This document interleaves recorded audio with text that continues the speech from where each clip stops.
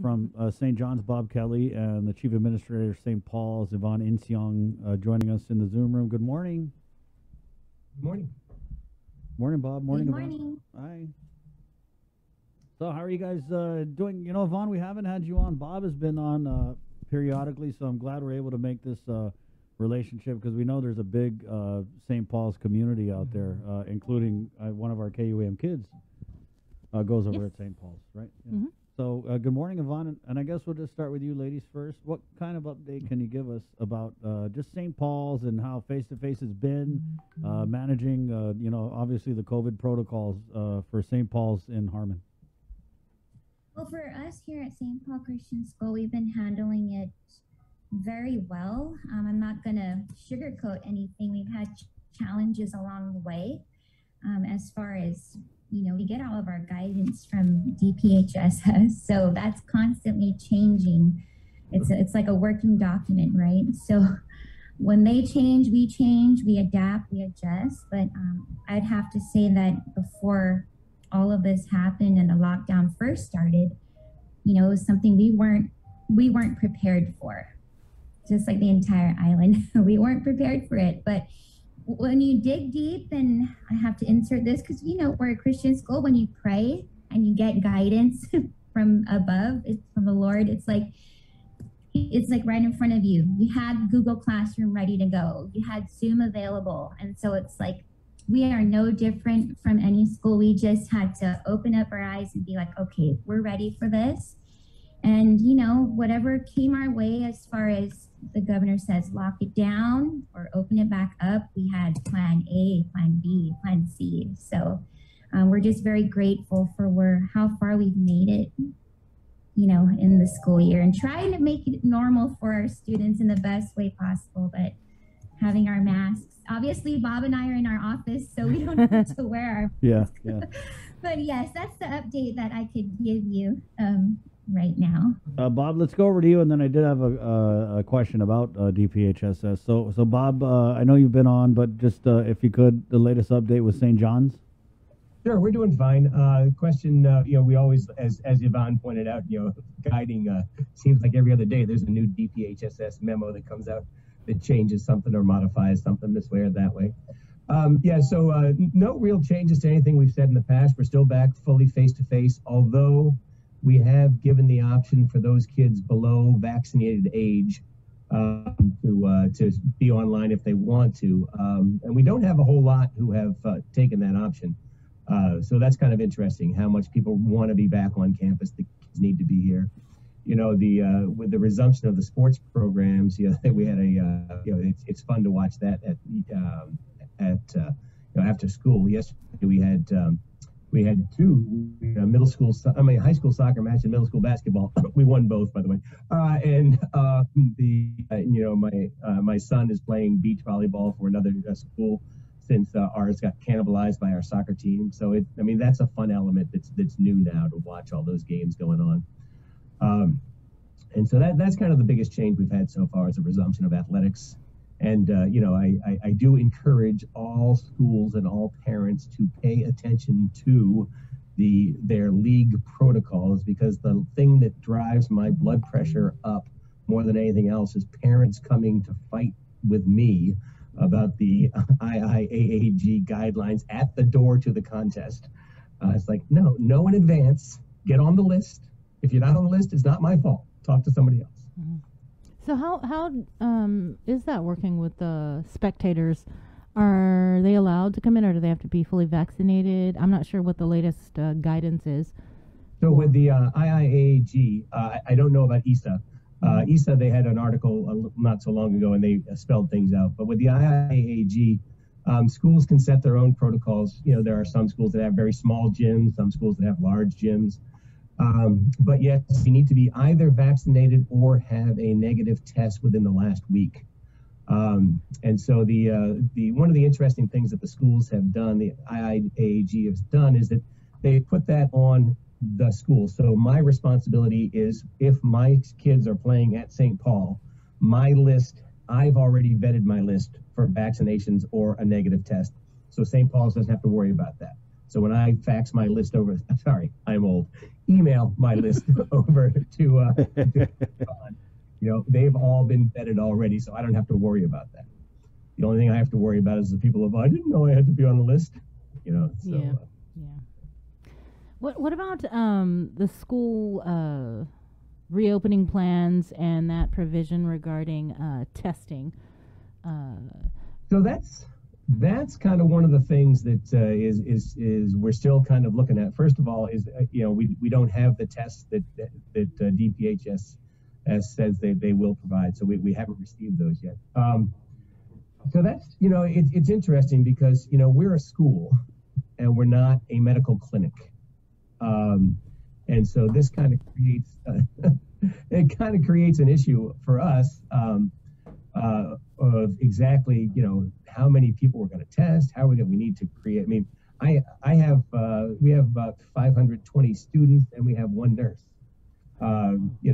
Testing all those kids means that I'm going to have to be trained. And then if the nurse and I are testing, that means something else is not happening. What about the kid who skinned his knee on the playground? What about the kid who, the other normal stuff that happens in the course of school day? So that's one thing we're still kind of trying to iron out with DPHSS. I mean, we do have a plan that we sent in, but we're still trying to see what happens on that. Yeah, I don't know what Yvonne's got going on. Yeah, Yvonne, what do you have going on, or in this case, maybe more appropriately, what do you have not going on?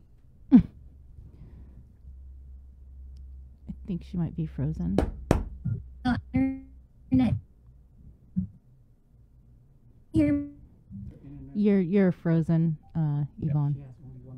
Yeah. And so, Bob, if you could kind of clarify.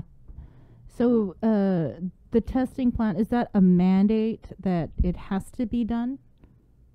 So, I'm trying to remember the exact wording. Yeah, pretty much. What they want is they want us to be able to test 10% of the student body within 90 days of our plan being implemented. So this is kind of so it is, they say it's a mandate. So it's trying to, there are a couple of interesting elements of ways we're looking at trying to deal with that. But it is kind of an onerous task. I was talking with some other schools and you start looking at how much they're asking of us. I don't have a problem necessarily with the screening testing, being able to identify and isolate those people who are asymptomatic. That's a valuable thing because the asymptomatic spread is probably the most dangerous, right? I mean, if I have a fever and a sore throat and I'm hacking, I'm not going to come to school. But if I feel fine, I'll show up here and then I unwittingly will then spread that. And, again, as one of the things that comes up frequently is how often do you have anybody who's not a teacher, even Yvonne and myself don't have this, how often do we have 85 to 120 people walk into your office and sit there for 45 minutes in the course of a day? So that's a lot of exposure for teachers, and that's a lot of exposure in the classroom. So that's so again, we a vested interest in trying to make sure we don't spread it even unwittingly.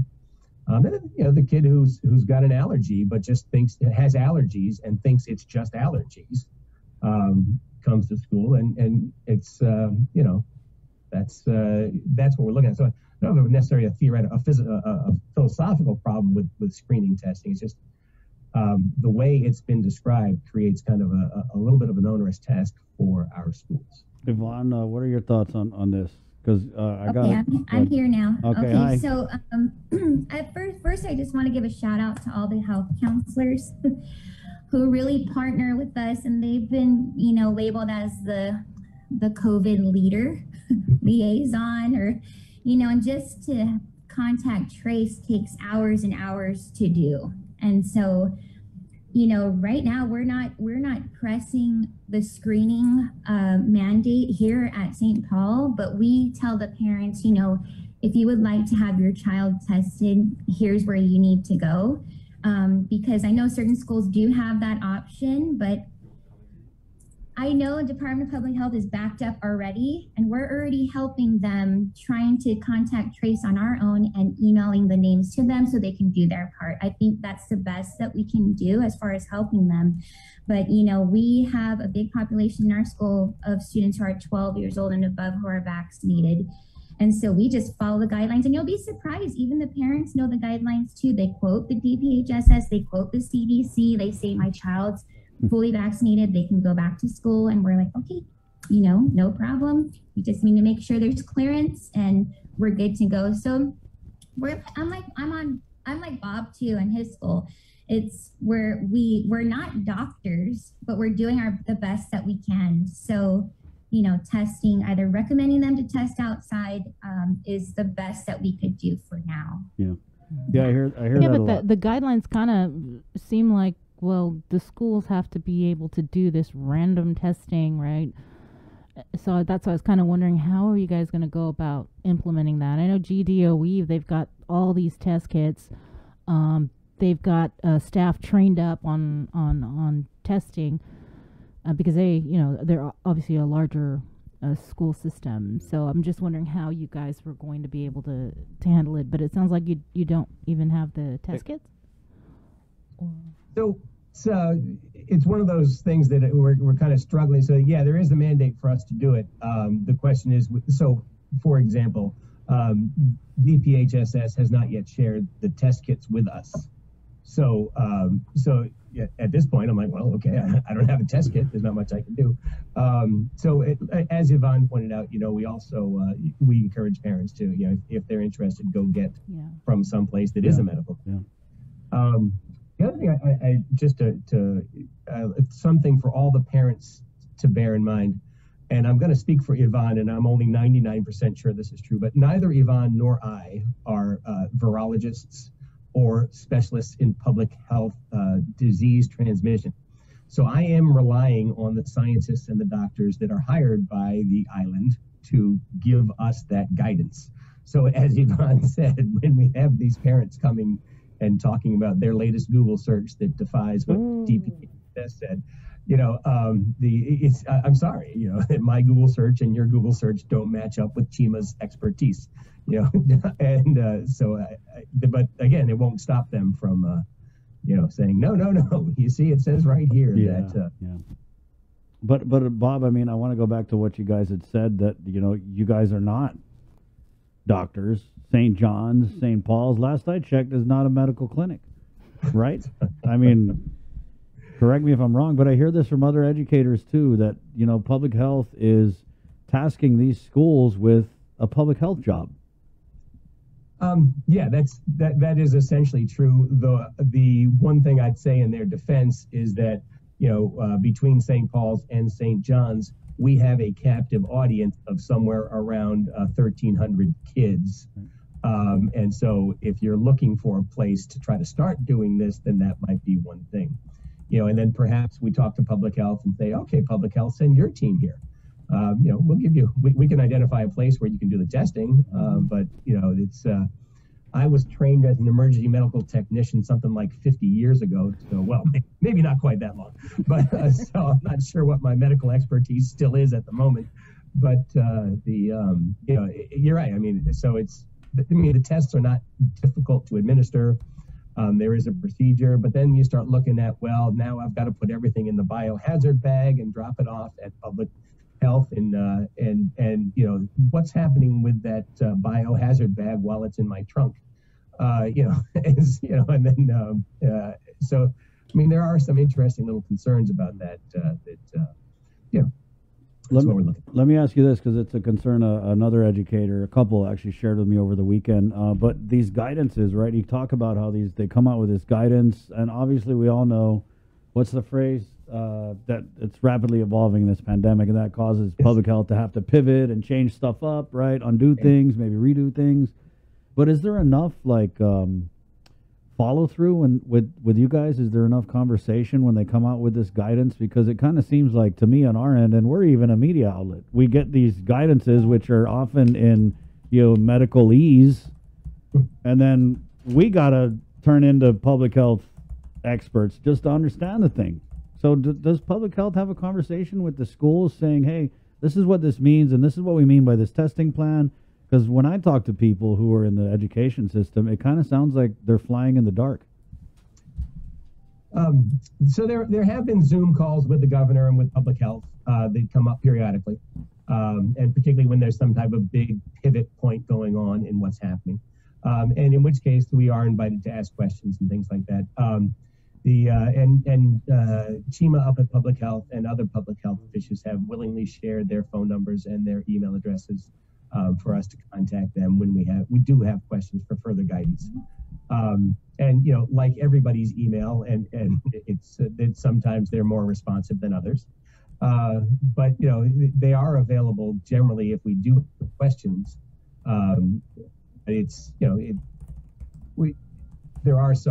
Invariably there are questions, I would say, I guess. It's the best I can give. That's a nice way to put it, Bob. Go ahead, Yvonne. Yeah. I'll chime in. It's like they say, it's not who you know, it's who they know. So at the same time, like once we got our foot in with DPHSS, they visited us twice. They approved our plan. And once you get that green light and the feedback from them saying your school passed everything as far as COVID and being in compliance, you have that room to breathe because you're doing the right thing. So like I said, they've been in communication with us and it took a while, I'm not gonna lie, it took a while for them to get back to us. And we were wondering, are we doing the right thing? But once we got our foot in, it's like, okay, now we have an open door of communication. Like, it didn't have to be with Chima, but it was different people. So, and hats off to them. So, yes. How much of this, like testing protocol and Bob, because what you said earlier is, you're saying like the nurse got to be trained and you got to be trained. And then that means there are things that are normally getting done that are now not getting done. And all we're talking about now is, the loss of learning time. And this no doubt affects and impacts the learning time, right? Oh, yeah. That's been under a constant barrage since about 1965. Everybody says, oh, can you add this into the curriculum? Can you add this in? Can you add this in? So, that's been something that we've been dealing with ever since whenever. So as of right now, because we don't have any of the testing kits with us, that's not been happening.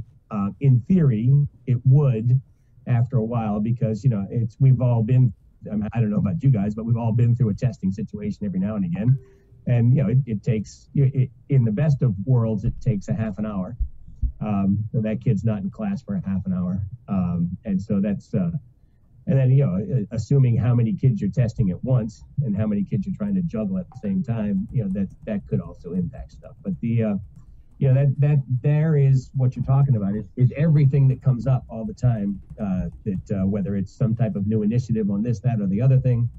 It takes away time. I made the mistake of getting involved in a Facebook battle with somebody that I didn't know a couple of weeks back, and it was that they should put this into the school curriculum. And then I said, well, what should they take out? And then they said nothing. I'm like, well, you can't do that, right? It's it's not like we're sitting around teaching them nothing for an hour and we just stick something else in. But ultimately, it means that some kids are going to be out of school for a half an hour.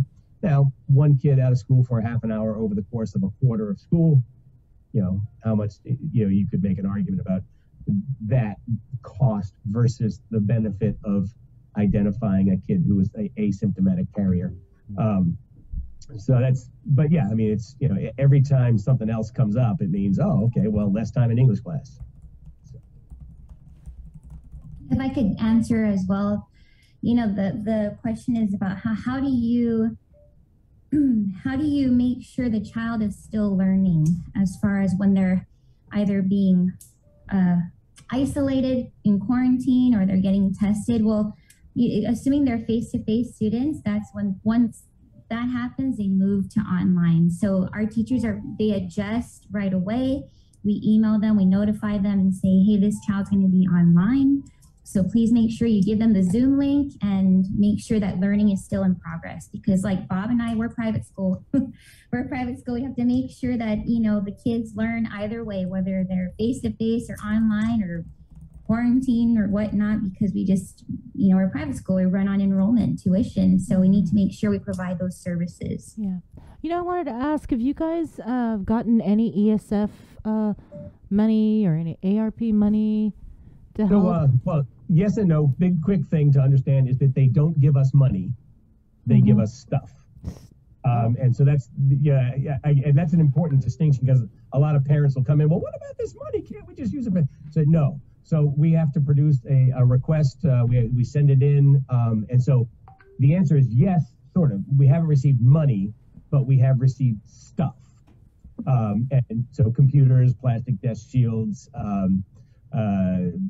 things like that. The water fountain things that fill from the top.